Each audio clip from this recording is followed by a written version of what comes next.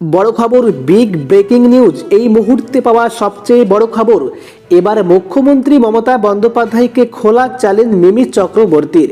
যাদবপুর থেকে সিপিএম কংগ্রেসের জোট প্রার্থী হিসেবে লড়াইয়ের সম্ভাবনা।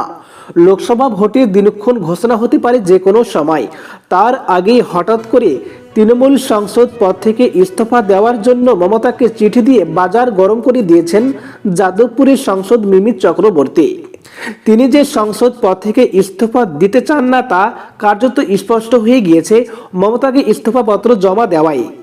কারণ যেখানে টেনে টুনে 30 দিনের মধ্যে ভোট ঘোষণা হবে, তার আগে সংসদ পদ থেকে ইস্তফা দিতে চাইলে লোকসভার অধ্যক্ষকে ইস্তফাপত্র দেওয়ার নিয়ম থাকলেও মুখ্যমন্ত্রী মমতা বন্দ্যোপাধ্যায়কে কেন ইস্তফাপত্র দিয়েছেন তার কোনো সঠিক ব্যাখ্যা দিতে পারেননি। তার উপরে বিধানসভায় গিয়ে মমতার সঙ্গে দেখা করার পরে যেভাবে সংবাদ মাধ্যমের সামনে নিজের ঢাক পিটিয়ে তৃণমূলের সমস্ত সাংসদের থেকে তিনি নাকি বেশি কাজ করেছেন বলে দাবি করেছেন মিমি। এখানেই শেষ নয়, মমতার সঙ্গে সাক্ষাতের পরে 24 ঘন্টা কাটতে না কাটতে নিজের সোশ্যাল মিডিয়া হ্যান্ডেলে গত 5 বছরে কোন এলাকায় কি কাজ করেছে তার যাবতীয় লিখিত হিসেবপত্র পেশ করে দিয়েছেন মিমি চক্রবর্তী। দাবি করছেন তিনি নাকি সেরা সংসদ। তবে এর মধ্যে নতুন করে জল্পনা শুরু করেছে সিপিএম নেতা সুজন চক্রবর্তী এবং বিজেপি নেতা শুভেন্দু অধিকারীর মিমি চক্রবর্তীর প্রতি সমর্থনের বহর দেখে। বৃহস্পতিবার বিধানসভায় গিয়ে তৃণমূল নেত্রী মমতা বন্দ্যোপাধ্যায়ের সঙ্গে দেখা করেন মিমি। সেখানে সংসদ হিসেবে ইস্তফা দেওয়ার ইচ্ছা প্রকাশ করেন। রাজনীতিতে থাকতে চান না বলে জানিয়েছেন তিনি। এদিন অবশ্য উল্লেখ করেছেন সক্রিয় রাজনীতিতে যদি না থাকি এর সঙ্গে তার লোকসভায় কে কী কাজ করেছেন তার হিসাবও দিয়েছেন মিমি। সোশ্যাল মিডিয়ায় নিজের সংসদ হিসেবে কাজের খতিয়ান দিয়ে মিমি লিখেন, আমি মিমি চক্রবর্তী।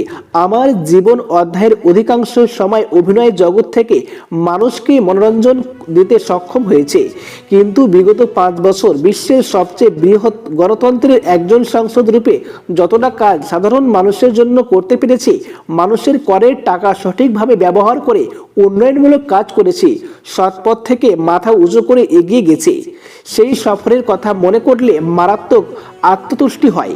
তাই আনন্দের সাথে বিগত 5 বছরের আমার সংসদ রূপে যাবতীয় কাজের খতিয়ান আজ জনসমক্ষে তুলে ধরলাম। অথচ বৃহস্পতিবার মিমি বলেছিলেন, রাজনীতি আমার জন্য না, এটা আমি বিশ্বাস করি। আমি যদি কিছু বাজে কাজ করতাম বা করেছি তাহলে তো আপনারাই সবার আগে দেখাতেন। আমি নিজের দল তো ছেড়ে দিন, অন্য দলকে নিয়েও কখনো খারাপ কথা বলিনি, তাহলে আমাকে কেন এত খারাপ কথা শুনতে হবে? আমি দিল্লিতে থাকলে বলা হয় সংসদ তো দিল্লিতেই থাকেন, আবার কলকাতায় থাকলে বলা হবে আমি তো দিল্লিতে যাই না, তাহলে সংসদ করে লাভ কি? আমি আজ কাজ গড়াতে আসিনি। আমার এমপি ল্যাড ইউটিলাইজেশনে কার নাম নাম্বার 1 আছে দেখে নিন। এবার সেই পরিসংখ্যানই সোশ্যাল মিডিয়ায় তুলে ধরলেন মিমি চক্রবর্তী।